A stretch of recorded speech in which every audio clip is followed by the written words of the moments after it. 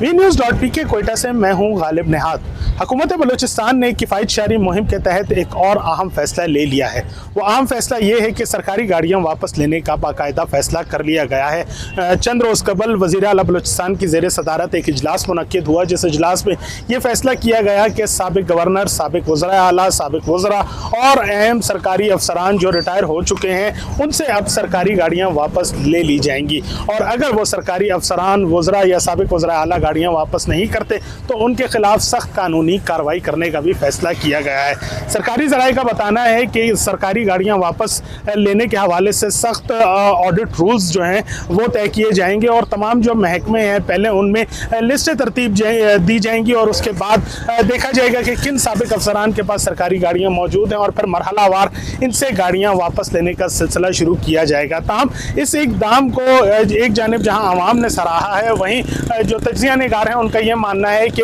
सरकारी गाड़ियाँ साबिक वज़रा आला, साबिक वज़रा और अफसरान से वापस लेने से ये गाड़ियाँ वापस कौमी ख़जाने में जमा होंगी, और यूँ कौमी ख़जाने को भी फ़ायदा होगा।